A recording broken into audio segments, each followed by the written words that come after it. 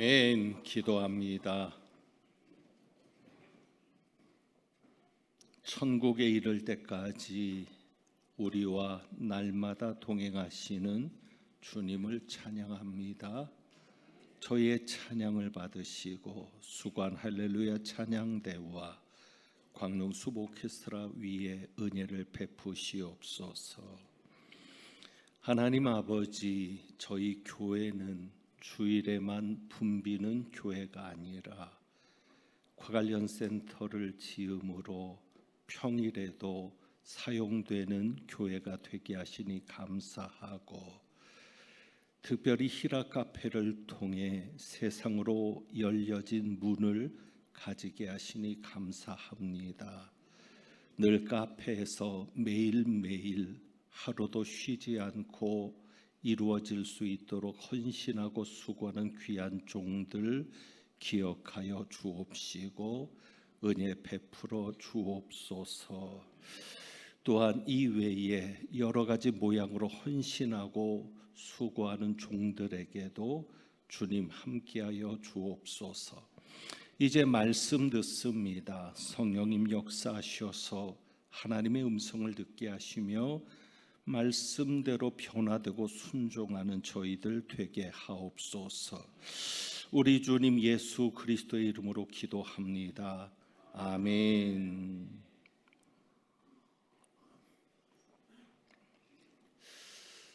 인터넷에서 재미있는 글을 보았습니다.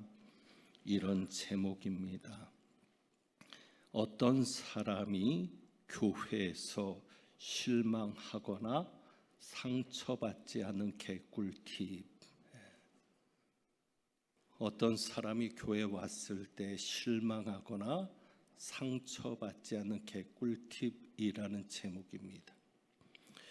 오늘 여러분께 죄송한 것은 갑자기 예고 없이 뒤편 주차장을 통제해서 그렇지 않아도 주차하고 나갈 때마다 실망하거나 상처받을 수 있는데, 오늘은 그런 일들이 더 많아질 것 같아서 소년부 행사 때문에 부득이 광고하지 못하고 그저 오는데 당황하셨을지도 모르겠는데, 주차 때문에 또 나갈 때 힘드실지 모르겠습니다. 아무쪼록 실망하거나 상처받는 일이 없기를 바라는데, 정말 그런 꿀팁이 있다면 좋겠습니다. 교회를 나왔을 때 실망을 하게 되거나 상처받지 않는 꿀팁이 있다면 얼마나 좋을까. 그래서 관심 있게 그 글을 보았는데 세 가지를 제시합니다. 어떤 사람이 교회에서 실망하거나 상처받지 않는 개꿀팁 세 가지. 그 중에 첫째는 이것입니다. 교회와 교인에게 큰 기대를 하지 않기. 큰 기대를 하지 않는 것. 좋습니다. 두 번째는 이겁니다. 교인도 똑같은 인간이자 죄인이라 여기기. 공감이 되죠. 마지막 세 번째는 이겁니다. 죄인들이 모인 곳이 교회임을 기억하기. 죄인들이 모인 곳이 교회임을 기억하기. 그렇습니다. 그렇게 생각하면 상처받지 않을 것도 같고, 그래 죄인들이 모인 곳이니까 하면서 실망하는 일도 없을 것 같긴 합니다. 그러나 뭔가 찝찝합니다. 어떤 분이 병원을 갔죠. 병원에 가서 이렇게 말하는 사람이 있을까요? 아니, 어떻게 이 병원은 환자들만 있어? 아니, 어떻게 건강한 사람이 한 명도 없어? 이런 말하는 사람 없죠. 그렇다면 교회도 그렇지 않겠습니까? 아니, 어떻게 이 교회는 죄인들만 있어? 의인은 없는 거야? 당연하죠. 그런데 죄인들만 있는 교회로만 치부하고 거기서 멈추기에는 뭔가 찝찝해서 고민을 하다 보니 오늘 말씀의 제목이 나온 것입니다. 다 똑같은 죄인인가? 그렇습니다. 우리는 다 죄인입니다. 저를 비롯해서 우리 모두 다 죄인입니다. 하지만 다 똑같은 죄인인가 할 때에 똑같은 죄인이어서는 안 될 것 같습니다. 우리가 다 죄인이지만 그래도 우리 중에는 하나님이 원하시는 모습을 한 죄인이 있지 않을까? 하나님이 원하시는 모습을 한 죄인은 절대 교인들에게 상처를 주지 않을 것입니다. 사도 바울을 통해서 그런 면을 좀 생각해 볼 수 있겠습니다. 사도 바울은 육체를 신뢰할 만한 사람입니다. 4절입니다. 나도 육체를 신뢰할 만하며, 만일 누구든지 다른 이가 육체를 신뢰할 것이 있는 줄로 생각하면 나는 더욱 그러하리니. 그러니까 바울은 누구보다도 육체를 신뢰할 만한 사람이었습니다. 나는 더욱 그러하다. 충분히 자신을 자랑할 수 있는, 충분히 교만할 수 있는 사람이었습니다. 왜냐하면 그는 태생부터 다르거든요. 출생이 다릅니다. 쉽게 말하면 금수저로 태어났고요. 자라온 과정도, 학문도, 학벌도 달랐습니다. 바울이 이렇게 말하죠. 나는 8일 만에 할례를 받고, 뭐라고 얘기하는 거예요? 나는 모태신앙이야. 누구보다도 정통적으로 율법을 지키는 가정에서 태어나서 태어난 지 8일 만에 율법대로 할례를 받았어. 그래서 이스라엘 족속이고 베냐민 집하고 히브리인 중에 히브리인이야. 자랑할 만하거든요. 가말리엘의 문화에서 최고의 스승에게서 배운 것도, 학벌도 자랑할 만했습니다. 율법으로는 바리새인이라고 합니다. 그 당시 가장 존경받는 계층이 바리새인이었습니다. 더욱이 바울은 이런 말을 해요. 6절, 열심으로는 교회를 박해하고 율법의 의로는 흠이 없는 자라. 여러분, 이렇게 말할 사람이 있겠어요? 율법에 비추어 봐도 나는 흠이 없어. 나는 율법을 지키며 사는데도 충분한 삶을 살았어. 그런데 이랬던 바울이 예수 그리스도를 만났습니다. 예수님을 만나고는 죄인임을 깨닫습니다. 그리고는 이렇게 고백합니다. 디모데전서 1장 15절, 죄인 중에 내가 괴순이라. 바울보다 더 잘 산 사람이 있을까요? 근데 바울이 말하는 거예요. 나는 모두가 죄인이지만 죄인 중에 나는 괴수다라고 말하는 거죠. 그러면서 디모데전서 1장 13절과 16절에 보면 사도 바울이 반복해서 언급하는 것이 있는데 그것이 이겁니다. 내가 긍휼을 입었다는 것입니다. 죄인이니까 정말 죄인 중에 괴수, 가장 포악한 죄인인데 내가 긍휼을 입었다는 거예요. 그리고 16절에서도 이렇게 말합니다. 그리스도께서 내게 먼저 일체 오래 참으심을 보이셨다라고 말합니다. 그러니까 나는 긍휼을 입은 자야. 그리고 예수님께서 내게는 일체 모든 일에 오래 참음을 보이셨어. 자, 그러면 사도 바울이 우리 교회 교인이라면 누구보다도 자기가 죄인임을 알았는데, 그래서 자신은 누구보다도 긍휼을 입은 자였고 예수님께서 자기를 지금까지 이렇게까지 참아주셨다는 것, 인내주셨다는 것을 알았는데, 그런 바울이 다른 사람에게 상처를 주겠습니까? 자기도 긍휼을 입었으니까 다른 사람에게도 긍휼을 베풀지 않겠습니까? 당연하잖아요. 예수님께서 자기를 참아주셨으니 자기도 다른 사람에게 오래 참음을 보이지 않겠습니까? 같은 죄인인가요? 다르죠. 분명 교회 안에서도 마찬가지일 겁니다. 교회는 죄인들의 모임이 맞습니다. 그러나 자기 자신이 하나님 앞에서 죄인임을 깨달은 사람이라면 절대 교회 안에서 남에게 상처를 줄 수는 없는 겁니다. 왜? 나도 죄인이었는데. 만약에 교회 안에서 상처를 주는 교인이 있다면 둘 중 하나겠죠. 첫째는 자신이 죄인임을 깨닫지 못한 사람일 겁니다. 교회는 다니지만 내가 죄인인 거는 모르는 거예요. 그냥 종교인일 뿐이지. 또 하나는 죄인임은 알아요. 그래서 내가 회개를 해서 용서받은 죄인이라는 것은 알지만, 그러나 거기까지 그냥 용서받은 죄인의 자리에만 머물러 있는 사람. 그래서 우리는 알아야 합니다. 분명 교회는 죄인이 모인 곳입니다. 그런데 그 죄인들이 모여서 의인이 되는 역사가 일어나는 곳이 교회여야 되지 않을까?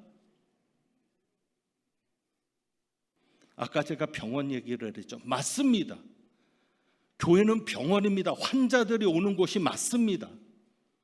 그런데 병원이라면 고침을 받고 나가는 사람이 있어야 되지 않을까?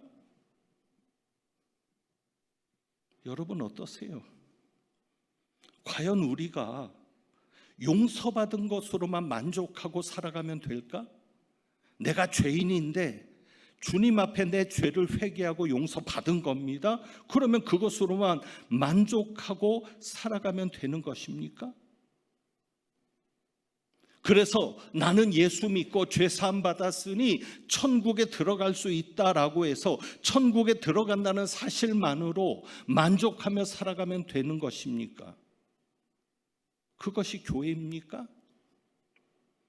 이제는 뭔가 달라져야 하지 않겠습니까? 아이들을 키울 때 이런 경우를 생각해 보면 됩니다. 아이에게 새 옷을 입혔습니다. 새 옷을 입혀서 너 오늘 새 옷 입었으니까 잘 놀고 와. 그러고 보냈는데 새 옷을 입고 흙탕물에 가서 논 거예요. 더럽혀서 왔죠. 엄마가 야단을 칩니다. 새 옷인데 왜 이렇게 더럽혔어? 그리고 옷을 빨아주면서 얘기합니다. 흙탕물에 가서 놀지 말고 깨끗한 곳에 가서 놀다 와. 그런데 또다시 옷을 더럽혀서 왔습니다. 이것의 반복이 교회여야 합니까? 교회가 목욕탕에만 머무르면 될까요? 더러워진 것을 가서 씻고는 또다시 똑같이 더럽혀서 교회 가서 씻고 오는 겁니다. 매 주일마다. 그것의 반복이라면 과연 그것이 진정 교회일까? 여러분이 듣기에 불편한 이야기를 좀 하죠. 거북하실 수 있습니다. 그런데 있을 수 있는 얘기입니다. 술만 취하면 아내를 폭행하는 남편이 있다고 합시다. 무자비하게 폭행을 합니다. 그런데 남편이 빌어요. 때리고 난 다음에 잘못했다고. 아내는 참습니다. 왜? 누구를 위해서? 자식을 위해서. 그리고는 다음 날 해장국을 끓여줍니다. 어떻게든지 견디어 보려고 생각합니다. 그래도 우리 남편은 술만 안 먹으면 괜찮은데 술이 문제야. 술이 문제가 아니라 술 먹는 그 남편이 문제인데, 그렇게도 얘기하기도 하고 어느 때는 불쌍해 보이기도 하는 겁니다. 자, 여기에서 이 남편이 아내를 폭행하고 그리고는 잘못했다고 빌 때 그것이 진짜 회개입니까? 그것이 정말 잘못했다고 비는 것입니까? 여러분 어떻게 생각하세요? 뭔가 달라져야 하지 않을까요? 행동이 180도로 변화되어서 술을 끊고 정말 아내를 사랑하는 남편으로 달라지는 것이, 그것이 진정한 회개 아니겠습니까? 그리고 그것을 이루어내는 곳이 교회여야 되지 않겠습니까? 그런데 목사로서 자괴감이 드는 지점이 이겁니다. 분명히 설교합니다. 아내를 사랑해라.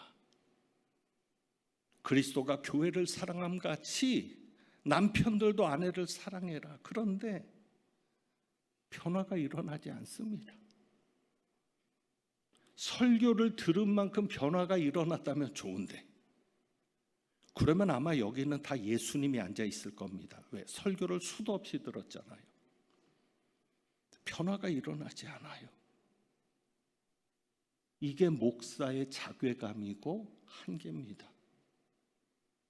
복음의 역사는 그렇지 않을 텐데, 정말 복음이 역사하는 교회라면 술을 끊게 해야 되고, 그리고 아내를 사랑할 수 있게 해야 되는 것이 진정한 교회가 있어야 될 역사가 아닐까. 카센터에 갑니다. 그 카센터에는 어떤 차들만 들어와요? 고장난 차, 문제 있는 차, 브레이크 고장이라든지 악셀이든지 엔진 오일이든지. 그러면 당연해요. 정비소니까 고장난 차들이 들어오는 것은 당연하지만 들어왔으면 고쳐가지고 나가야 되지 않겠습니까? 밖에 나가서도 잘 굴러갈 수 있도록. 여러분, 이런 역사가 우리에게 있어야 되지 않겠습니까? 그럼 어떻게 하면 이런 역사를 이룰 수 있을까요? 그래서 오늘 사도 바울이 11절에 얘기합니다. 11절.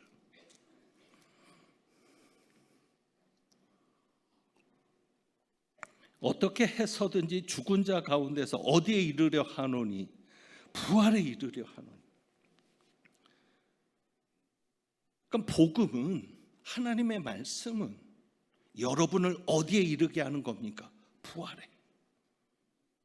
사도 바울의 목적이 거기에 있었던 겁니다. 어떻게 해서든지, 무슨 방법을 동원해서든지 죽은 자 가운데서 너희를 부활에 이르려 한다. 그러면 부활에 이른다는 말씀이 무엇입니까? 여러분은 부활에 이르셨습니까? 부활에 이른다는 것을 묵상하다 보면 로마서 6장 3절에서부터 5절 말씀이 연결이 됩니다. 그 말씀이 부활에 있어서 큰 울림을 줍니다. 제가 읽겠습니다. 여러분이 화면을 보면서, 이게 부활에 이르는 모습입니다. 무릇 그리스도 예수 앞하여 세례를 받은 우리는 그의 죽으심과 앞하여 세례를 받은 줄을 알지 못하느뇨. 그러므로 우리가 그의 죽으심과 앞하여 세례를 받음으로 그와 함께 장사되었나니, 이는 아버지의 영광으로 말미암아 그리스도를 죽은 자 가운데서 살리심과 같이 우리로 또한 새 생명 가운데서 행하게 하려 함이니라. 만일 우리가 그의 죽으심을 본받아 연합한 자가 되었으면 또한 그의 부활을 본받아 연합한 자가 되리라. 이 로마서 6장에서 우리는 그의 죽으심을 본받아 연합한 자가 되었으면 이라고 이야기하는데, 빌립보서 3장 10절에도 나오죠. 그의 죽으심을 본받아 어떻게 해서든지 죽은 자 가운데 부활에 이르려 하노니. 그러니까 죽으심을 본받아 연합한 자가 되었을 때 또한 그의 부활을 본받아 연합한 자가 되는 겁니다. 그것이 부활에 이르는 삶입니다. 그러면 그것이 뭐냐? 로마서 6장 3절에 또한 새 생명 가운데서 행하게 하려 함이니라. 부활을 본받아 연합한 자가 되게 하는 목적이 뭐예요? 새 생명 가운데서 살게 하기 위해서인 겁니다. 바로 이 새 생명 가운데 사는 것이 부활에 이른 삶인 겁니다. 여러분, 새 생명 가운데서 내가 살아가니 삶이 달라지지 않겠습니까? 왜? 이전 생명은 아니니까. 이전 생명은 그렇게 살았다면 그 사람은 죽은 겁니다. 그리스도의 부활과 연합해서 죽었고, 이제는 그리스도의 부활과 연합해서 새로운 생명을 가지게 되었으니, 생명이 달라졌으니 그 생명에 따른 삶을 살아가는 양식도 달라지지 않겠습니까? 그게 새 생명 가운데서 사는 거죠. 여러분이 새 생명 가운데서 사는 자라고 느끼십니까? 한번 심각하게 여러분 자신을 살펴보세요. 이전과는 내가 얼마나 달라졌는가? 교회 다니기 전에 나와 교회 다닌 이후에 나는 얼마나 달라졌는가? 가족들이 여러분의 변화를 인정합니까? 우리 엄마 아빠가 달라졌어요. 아내가 말합니다. 우리 남편이 교회 가더니 달라졌어요. 남편이 말합니다. 우리 아내가 광릉내 교회 가더니 달라졌어요. 이런 달라짐의 변화가 있습니까? 그게 바로 새 생명 가운데서 사는 것인데, 만약 달라진 것이 없다면 왜 그럴까? 교회를 다녀도 변화되는 것이 없다면 왜 그럴까? 결국 부활에 이르지 못한 건데, 부활에 이르지 못한 이유는 그거죠. 빌립보서 3장 10절, 그의 죽으심을 본받아 어떻게 해서든지 죽은 자 가운데서 부활에 이르려 하노니. 부활에 이르려면 무엇을 본받아야 됩니까? 예수 그리스도의 죽으심을 본받아야 하는 겁니다. 그러면 예수 그리스도의 죽으심을 본받는다는 게 뭐냐? 여러분, 이것을 행위로 이해하시면 안 돼요. 내가 죽어야지. 입으로 아무리 되뇌인다고 내가 예수 그리스도의 죽으심을 본받아서 내가 죽어야지, 내 성질도 죽여야지, 내 욕심도 죽여야지, 그렇게 여러분이 입에서 주문처럼 외운다고 됩니까? 기독교는요, 도덕적이고 윤리적인 종교가 아닙니다.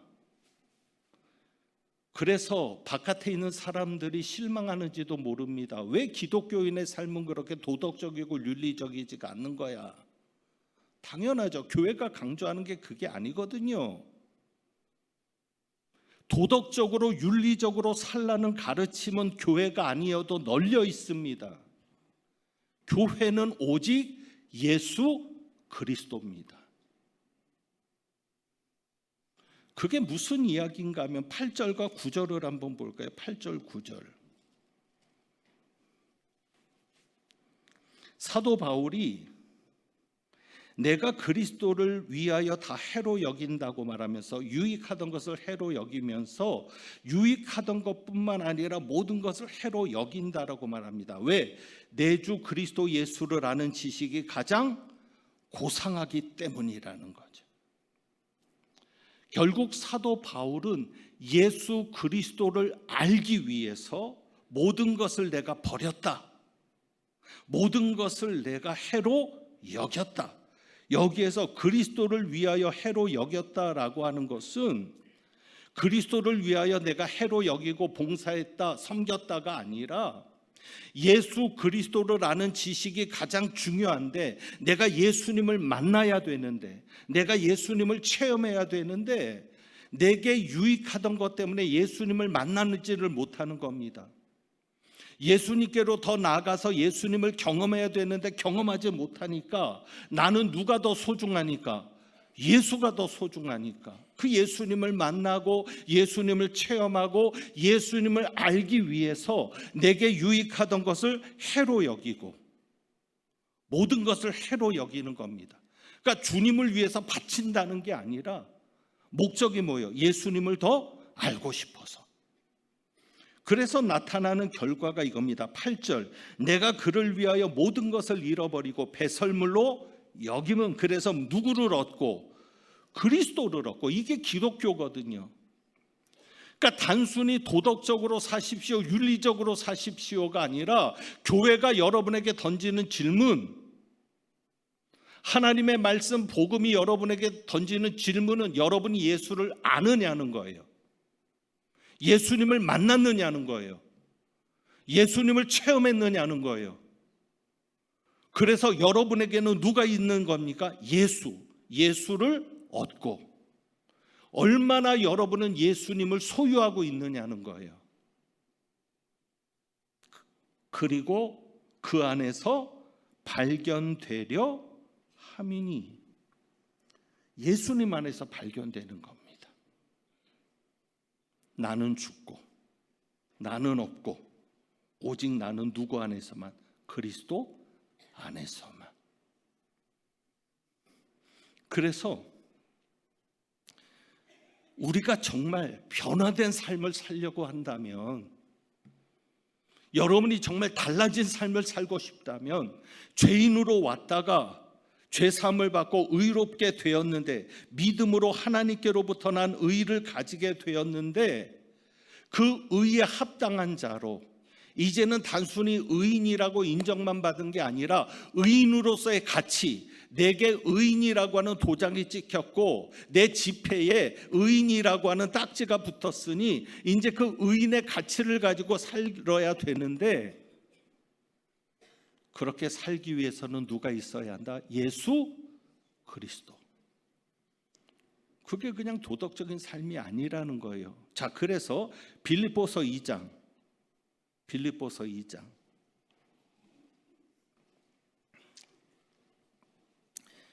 이런 기독교인이 되면 얼마나 좋겠습니까? 그리고 이런 분들이 우리 교회에 있다면 얼마나 좋겠습니까? 2장 3절, 아무 일에든지 무엇으로 하지 말고 다툼이나 허용으로 하지 말고.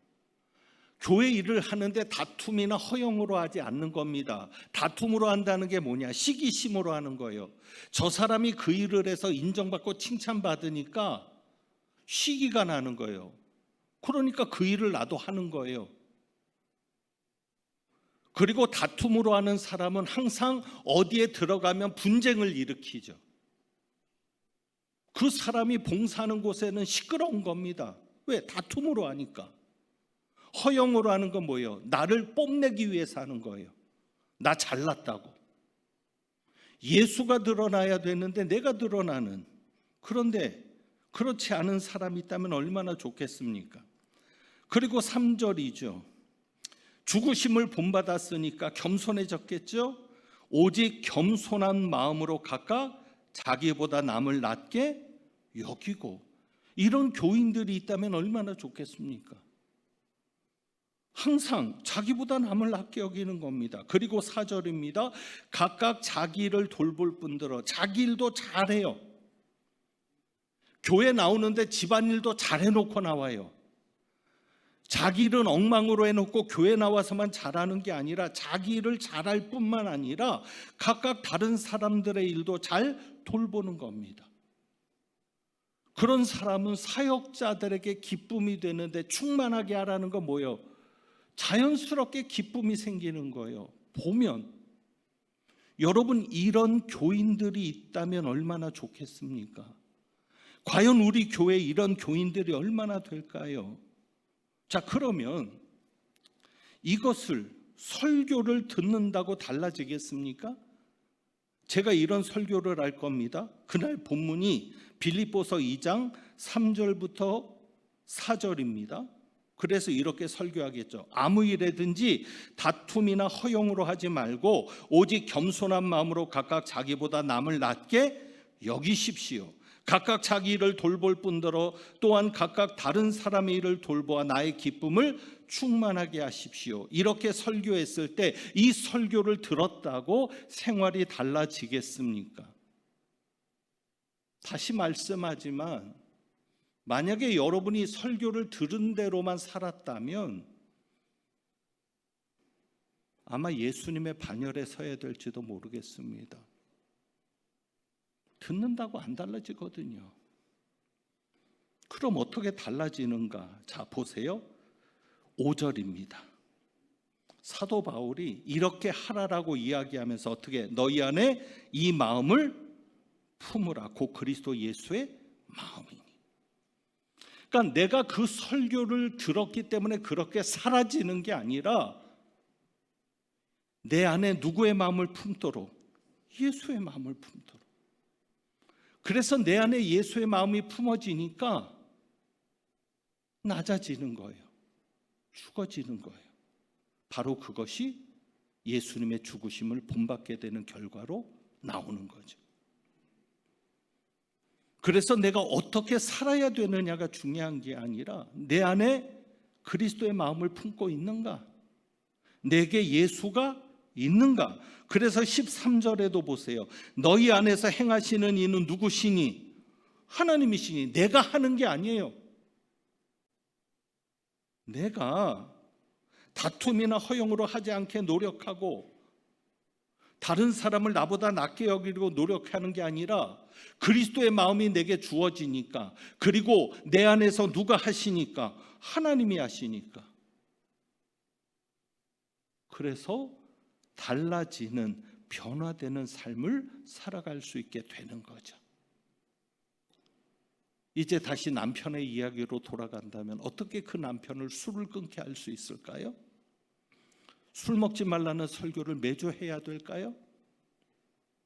어떻게 하면 그 남편이 아내를 사랑할 수 있게 할까요?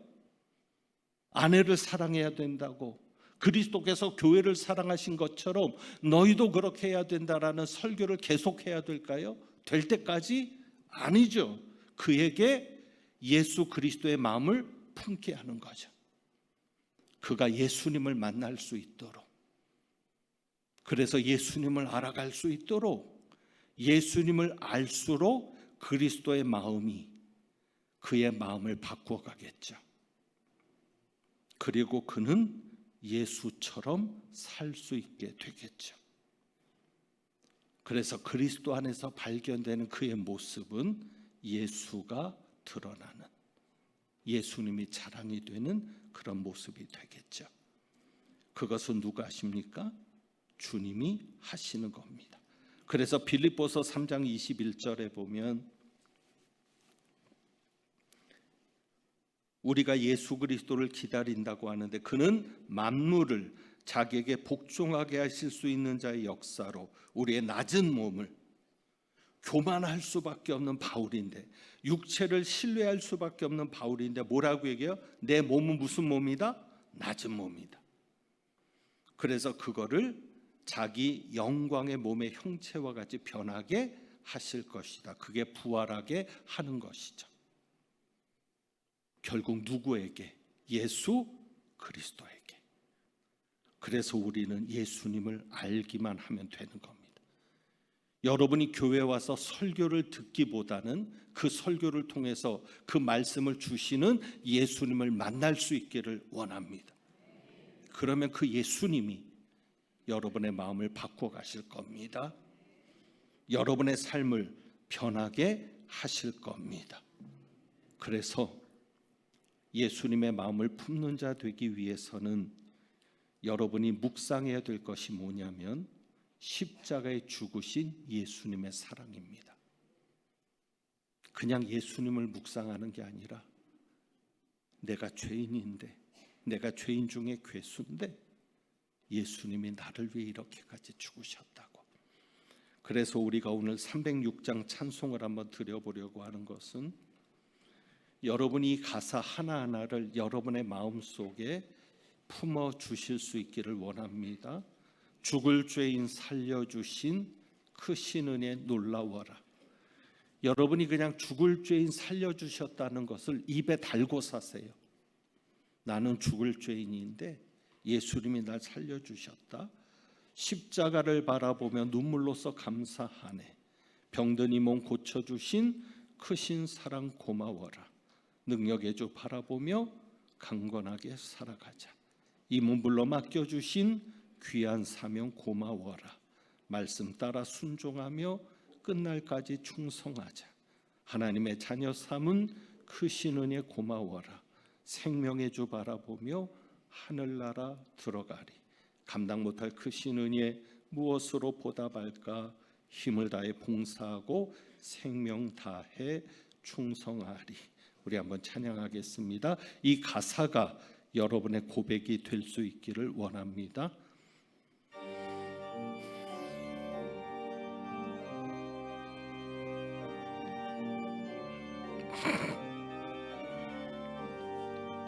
죽을 죄인 살려주신 그 신 은혜 놀라워라. 십자가를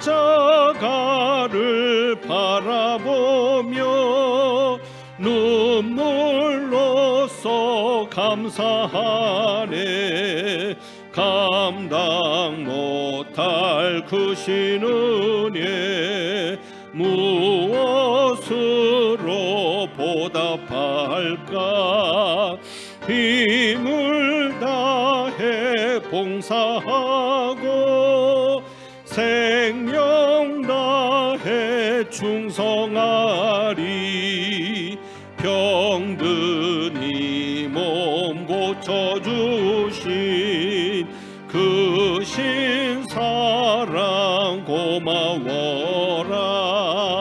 능력의 주 바라보며 강건하게 살아가자. 감당 못할 그 신 은혜 무엇으로 보답할까? 힘을 다해 봉사하고 생명 다해 충성하리. 이 몸 불러 맡겨주신 귀한 사명 고마워라. 말씀 따라 순종하며 끝날까지 충성하자. 감당 못할 그 신 은혜 무엇으로 보답할까?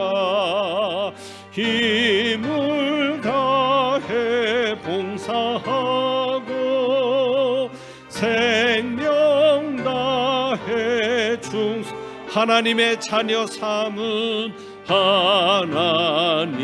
하나님의 자녀 삼은 그 신 은혜 고마워라. 생명의 주 바라보며 하늘나라 들어가리.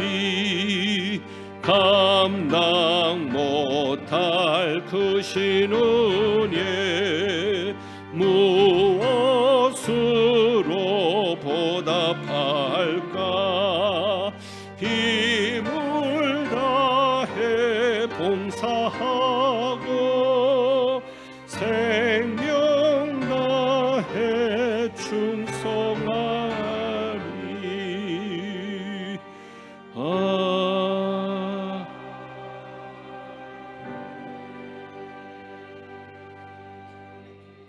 우리 이 시간 잠깐 묵상하면서 오늘의 말씀을 되새김질해 봅니다. 달라져야 하지 않겠습니까? 죄사함 받은 것만으로 만족하지 말고 죄사함 받은 하나님의 자녀 되었으니 자녀답게 살아야 하지 않겠습니까? 이제는 의인이 되었으니 의인다운 삶이 우리의 삶이 되어야 하지 않겠습니까?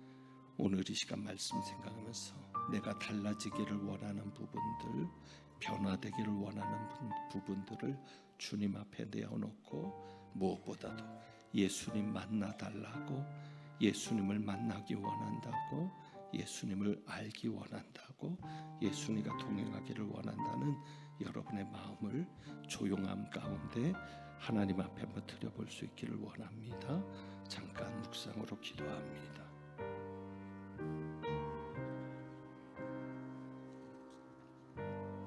주님, 주님,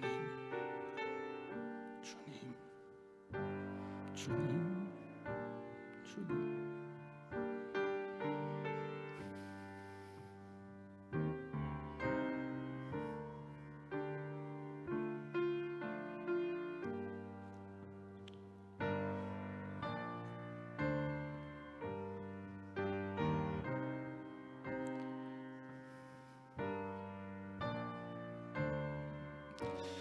하나님 아버지, 죄인으로 주님 앞에 섰지만 이제는 그리스도의 보혈로 죄 씻음 받고 용서받아 하나님께로부터 난 의를 얻어 의인으로 인정되었으니 의로운 자의 삶으로 우리 속을 채워갈 수 있도록 도와주옵소서. 병든 모습으로 교회 나왔지만 치료받기를 원합니다. 그래서 온전한 자로 가정에서 사회에서 역할을 감당하기 원하며 우리가 고장난 부분이 있다면 그것 때문에 누군가에게는 어려움이 되었다면 고장난 부분도 고침받기를 원하오니 주여 역사하여 주옵소서. 무엇보다도 예수님 만나기 원합니다. 예수님을 체험하기 원합니다. 그래서 내 안에 그리스도의 마음을 품고 예수님을 모시고 내 안에서 행하시는 주님을 경험하며 살아갈 수 있기를 원하고, 그래서 주님께서 하셨습니다라고 늘 고백하는 삶이 되기를 원하오니 주여 도와주옵소서. 오늘도 주님 앞에 귀한 예물을 드렸습니다. 이 물질을 드릴 수 있게 하신 분도 주님이시오니 우리가 이 물질을 드림에 있어서 대가를 바라는 것은 아니지만 그래도 우리가 주님을 사랑하는 마음, 주님이 전부인 마음을 드렸으니 주님께서 우리의 모든 것 되시는 놀라운 역사들, 기적들을 경험하며 살아가는 저희들 되게 하옵소서. 하나님은 내게 복을 주시고 너를 지키시기를 원하며 하나님은 그의 얼굴을 내게 비추사 은혜 베푸시기를 원하며 하나님은 그 얼굴을 내게로 향하여 드사 평강 주시기를 원하노라.